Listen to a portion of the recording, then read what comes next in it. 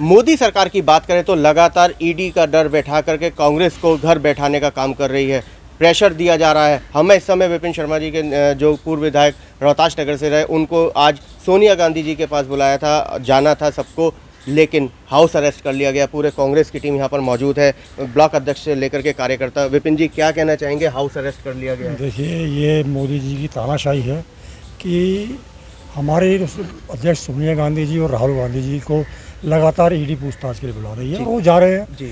लेकिन जो है, जो कांग्रेसी जो हमारे अगर नेता को अरेस्ट किया जा रहा है, तो हमें जो है, अगर हम उनके साथ जाना चाहते हैं, हम उनके समर्थन के लिए जाना चाहते हैं, तो ये पुलिस को जो है सुबह सुबह हमें अरेस्ट करने आ जाती है जी।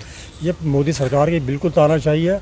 और हम सोनिया गांधी, राहुल गांधी और के साथ हमेशा कांग्रेस का एक बच्चा है, एक परिवार साथ जुड़ा हुआ है और हमेशा उनके कंधे से कंधा मिला के चलेगा, चाहे मोदी जी कितनी ताकत लगा लें, लेकिन हम मोदी जी के आगे झुकेंगे नहीं। विपिन जी, सुबह 8 बजे आप लोगों को पहुंचना था, 8 बजे से यहाँ पे आपको घेराबंदी कर ली है। बिल्कुल, हमारा तो हमें वहाँ पे जो है 8:30 बजे का टाइम था, हमें वहाँ सबको जाना था। हमारे सारे कांग्रेस के ब्लॉक अध्यक्ष भी यहाँ पे उपस्थित हैं, रोहतास नगर विधानसभा के यूथ के हमारे सारे साथी यहाँ पे उपस्थित हैं। लेकिन जो है, आज हमें जो है सुबह से अरेस्ट कर रखा, और ऐसा आज नहीं हुआ, 3 बार से ऐसा हो रहा है। हमें घर से हमारे कांग्रेस के लोगों को निकलने नहीं दिया जा रहा कि ताकि वहाँ लोग इकट्ठा ना हो। मीडिया दिखाएगी कि भीड़ कितनी इकट्ठी हो गई है।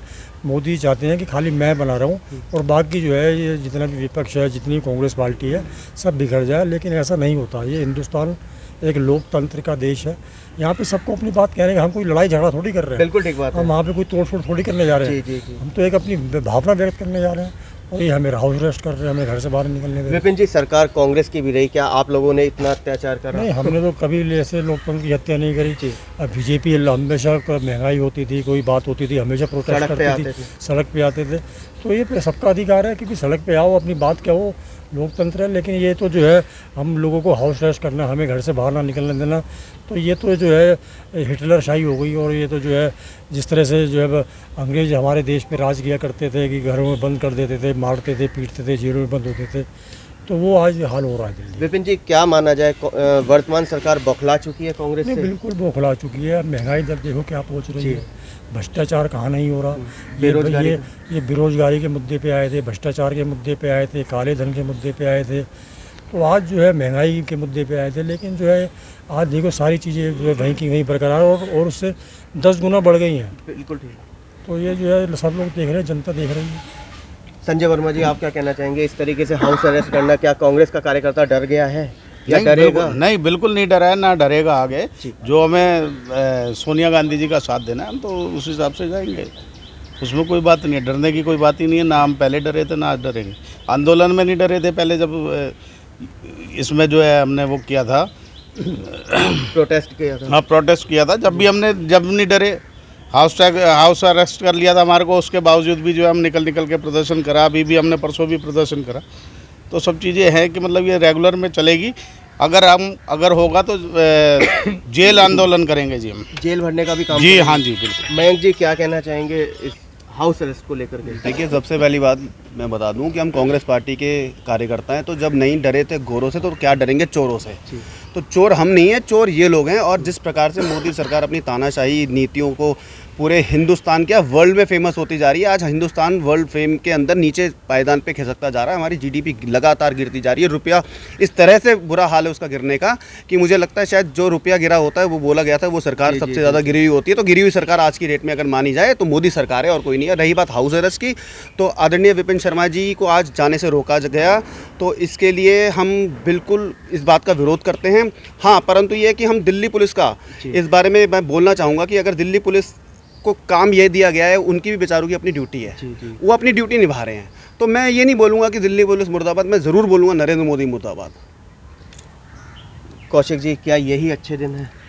मैं राहुल जी आपको एक चीज़ बताता हूँ, जिन व्यक्तियों ने मैं अच्छे दिन दिखाने का वादा किया था, आज आप ये दे सकते हो कि पिछले 70 साल से पहले जो सन 47 में हमारी जो परिस्थिति थी, आज वो हमारी परिस्थिति बन चुकी है। हमारे यहाँ रोजगार नहीं है, बेरोजगारी बढ़ी हुई है, ना ही शिक्षा है। हर स्तर के ऊपर हम गिर रहे हैं और हमारा जो जीडीपी है वो भी जीरो हो चुकी है। परंतु नरेंद्र मोदी जी अपने अहंकार के अंदर इतने चूर हैं कि वो दूसरों को ये दिखाना चाहते हैं कि ये चोर हैं, जबकि आज का परिवर्तन देखते हैं। अगर जीडीपी गिरती है तो हमारी तरफ से हम ये कहते हैं सरकार विफल हो चुकी है और सरकार के पास कोई काम नहीं है। सिर्फ विपक्ष को दबाने के लिए उसने दिल्ली पुलिस की मदद लेती है, और जब भी उसे ये दिखता है कि तुम्हारे खिलाफ कोई भी प्रदर्शन धरना कांग्रेस करने जा रही है तो वो सबसे पहले दिल्ली पुलिस को आगे करती है और हमें सभी हाउस अरेस्ट करवाकर हमें वहीं पे रोक दिया जाता है। ना कि ये प्रदर्शन साबित करने देते, ना हमें पब्लिक को ये दिखाना चाहते कि विपक्ष भी हमारा मजबूत है, हमें ये कमज़ोर करने का काम कर रहे हैं। इसलिए हम मोदी सरकार की बुराइयां करते हुए हम नरेंद्र मोदी और अमित शाह को हाहाकार करते हैं, उनको मुर्दाबाद कहते हैं, और हम कहते हैं कि आने वाली जनता आगे जो चुनाव आएंगे उसे सोच समझ कर फैसला करना चाहिए और कांग्रेस को एक बार दोबारा से देश चलाने का जिम्मेदारी देनी चाहिए। जिससे पहले देश चलता था, रोजगार बढ़ते थे, सब व्यक्तियों की शिक्षा वगैरह मिलती थी। इसी संदर्भ के साथ मैं आप जनता से ये अनुरोध करूंगा कि आने वाले समय में कांग्रेस को विजय बनाए और दिल्ली सेंटर के अंदर कांग्रेस की गवर्नमेंट बनाए। आप क्या कहना चाहेंगे? सुबह 8 बजे से क्या नाम है हाउस अरेस्ट कर लिया है।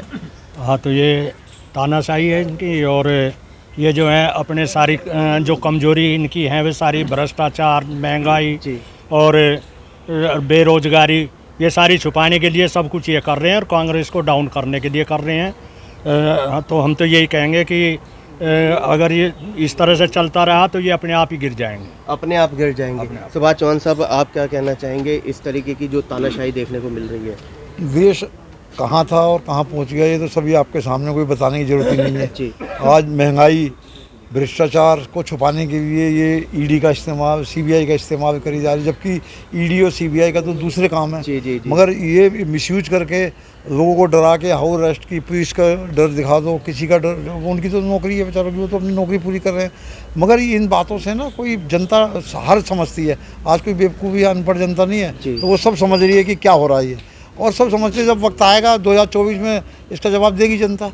2024 में बताएगी कि क्या होने वाला है और क्या आपने देश के साथ किया। जीडीपी का आज आपने कहीं सुना होगा कोई सरकारी नौकरी वाला आदमी मिलता आपको?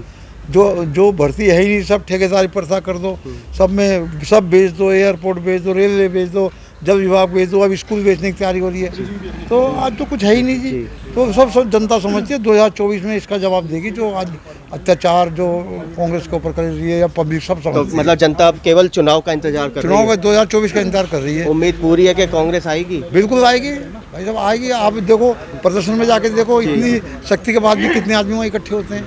देखो अभी आपको खुद ही, आप तो मीडिया वासी हैं, आपको तो हर एक चीज़ की खबर मिलती रहती है। तो ये थे कांग्रेसी कार्यकर्ता जिन, और विपिन शर्मा जी का सीधा कहना है सुबह 8 बजे के करीब इन्हें वहाँ पे पहुँचना सोनिया गांधी जी के यहाँ, लेकिन दिल्ली पुलिस ने इनको हाउस अरेस्ट कर लिया और कार्यकर्ता भी यहाँ पर मौजूद हैं। हिटलरशाही चल रही है, तानाशाही चल रही है, ईडी का डर बैठा करके अपना काम किया जा रहा है। शायद इसी का नाम ये मोदी सरकार राजनीति कहती है। कैमरामैन पवन शर्मा के साथ राहुल शर्मा, भारत टीवी के लिए।